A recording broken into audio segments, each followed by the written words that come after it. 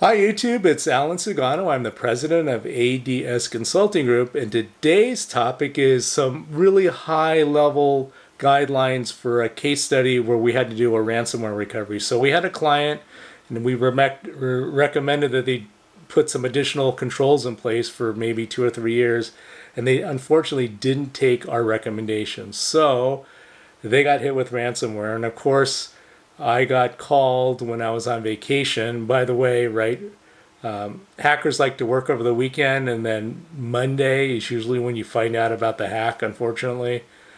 And that's usually a very bad Monday. But so again, this isn't a comprehensive list, but it kind of at least gives you an idea of the steps you should be following to recover from a ransomware attack.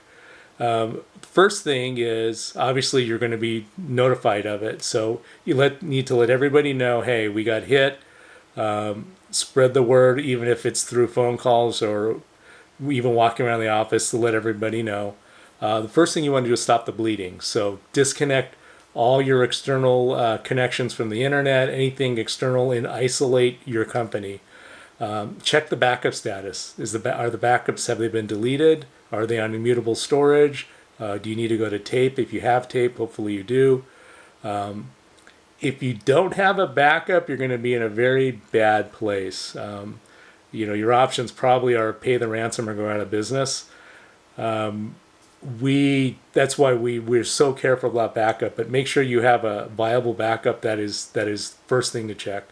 Then evaluate the damage. How many servers got hit, how many workstations got hit, how many devices got hit, are printers impacted.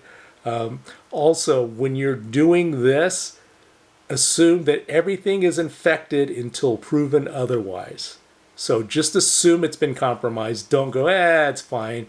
The last thing you want to do is bring an infected computer back onto the network and reinfect everything.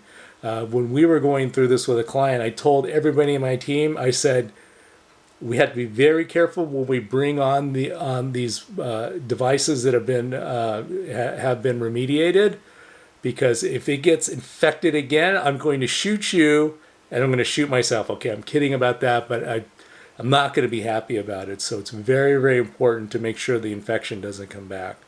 So you want to obviously isolate systems once you evaluate the damage. If it's possible to preserve the evidence, pull hard drives, pop in new hard drives. That way you're not going to have time to go, oh, what happened? Gee, I don't know. Just pull them so that after you do the recovery, you can get forensics on them. It's in an ideal situation, you can use something like a process monitor or a network monitor from sys tools, from system internal tools, and I'll put a link here to download those. Procmon is one, network monitor is another one to figure out where all the connections are before you shut down the computer, because once typically those computers are shut down, that information's lost. Try to preserve evidence. I mean, obviously your hair is going to probably be on fire, so maybe that's not possible, but try to get that done. Then you want to figure out which computers are damaged or what devices are damaged, rebuild them, and remediate them. Then restore connectivity, but make sure you have things in place that will make it very, very difficult for the infection to come back. So, for example, you might want to think about implementing application whitelisting. Obviously, a good antivirus, EDR, MDR. So if it comes back, you can go, oh my God, and get an alert and pull the plug. Make sure you have a SIM for monitoring. Make sure you have multi-factor authentication on every computer. You want to put these protections in place and then bring them online so you have a fighting chance of catching an infection if it comes back. So restore the connectivity, monitor them, make sure they're safe, again, by putting those steps in. Possibly, depending on the extent of the ransomware attack, you may want to notify authorities, FBI, Homeland Security, depending on your line of business. And then document the recovery steps that you did for every computer. Create a spreadsheet, right, of how many, do an inventory. You should already have that ready.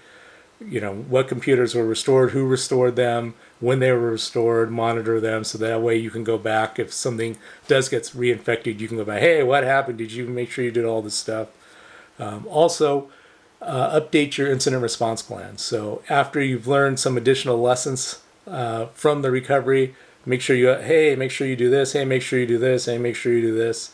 Those are some really high level steps that you can do for a ransomware recovery. More importantly, you also want to make sure that you harden all of your systems, because even if you don't pay the ransom, you guys are on the radar, unfortunately, right? So hackers will be like, their security is not very good, so after they fix their stuff, we should probably go after them again, because it's the hack that keeps giving. Why not, right? So you want to make sure that your you have defense in depth, and that you put in additional protections to make sure that it makes it exponentially more difficult for the hackers to compromise your systems again. So if you need help with any of this, you can send an email to info@adscon.com. We'd love to help you out. Stay safe out there. Please don't get ransomware. It's never... it is one of the most stressful things that we do as an MSP. So anyway, hope you like this content. If you like it, please boink hit the subscribe button, boink hit the like button. It does help out the channel. Thanks a lot for listening. We'll talk to you soon.